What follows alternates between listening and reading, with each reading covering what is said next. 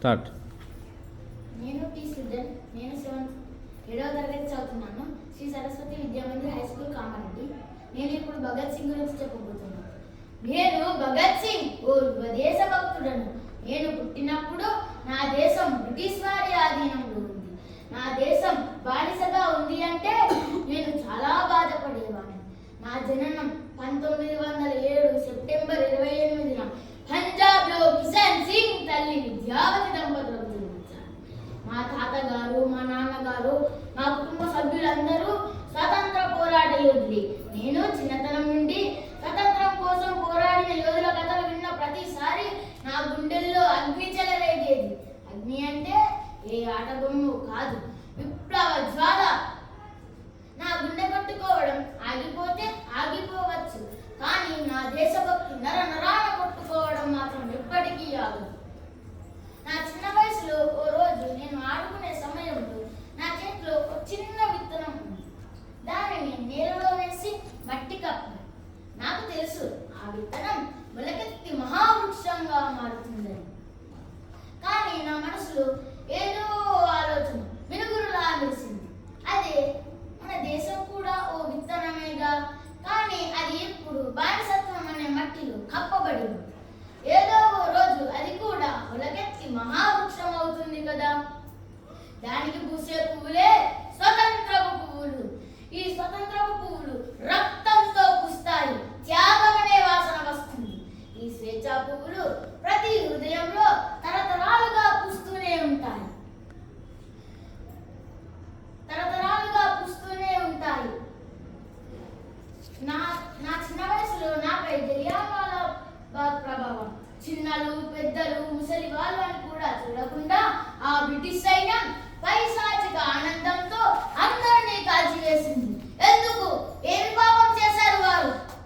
ఎందుకంటే వారు స్వతంత్ర భారత్, స్వతంత్ర భారత్ అనుకుంటూ నినాదం చేశారు. రక్తం ఏరులై పారుతుంది. ఆ రక్తం ఎవరి కోసం పారుతుందో తెలుసా?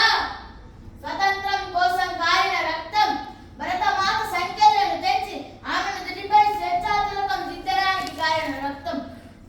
ఆ శివాల కుప్పలు పారుతున్న రక్తం నాకు పిలుపునిచ్చాయి. భగత్ సింగ్, నీ రుణం ఇప్పటికీ తీరలేదు. మేము తల్లి భూమి కోసం మరణించాం. మా రక్తానికి ప్రతీకారం తీర్చేవాడివి నువ్వే. తల్లి భూమికి విముక్తి తీసుకురా అనే మాటలు ఆ రక్తంలో తేలి కనిపించాయి. అప్పుడే నిర్ణయించుకున్నాను, నా తల్లి భరతమాత రుణం తీర్చుకోవాలని. నా ఊపిరి, నా యవ్వనం, నా రక్తం అన్నీ నా తల్లి భూమికే అంకితం. వందే మాతరం, వందే మాతరం. నా యువకుడిగా నా పోరాటం ప్రారంభం. ప్రతి వ్యక్తి జీవితంలో కొన్ని సంఘటనలు అతని జీవితాన్నే మార్చేస్తాయి. గాంధీజీ నాన్కో ఆపరేషన్ ఆపవేసినప్పుడు నేను చాలా నిరాశ చెందాను.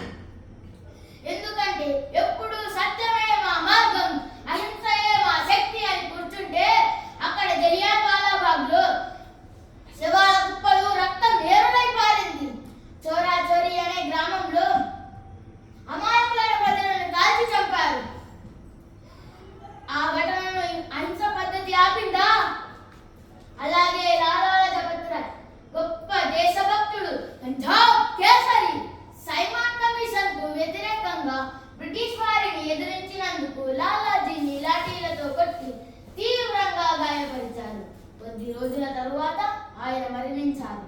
ఆ వార్త విన్న వెంటనే మా రక్తం మరిగింది. నేను రాజగురు సుఖదేవ్ కలిసి బ్రిటిష్ ప్రభుత్వాన్ని భయపెట్టాలనుకున్నాం. సాండర్స్ అనే పోలీస్ అధికారిని హత్య చేశాం.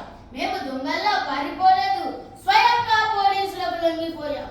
మా పోరాటం న్యాయమయ్యింది. మేము చేసింది ధర్మయుద్ధం. వందే మాతరం, వందే మాతరం. పార్లమెంటుపై బాంబు దాడి, బ్రిటిష్ పార్లమెంటుపై బాంబులు వేశాం. చంపాలని కాదు, వినిపించని గొంతులు వినిపించేటట్టు చేయడానికి. అలాగే ప్రజల చెవిలో స్వరాజ్యగలం నింపడానికి. ఇంక్విలాబ్ జిందాబాద్,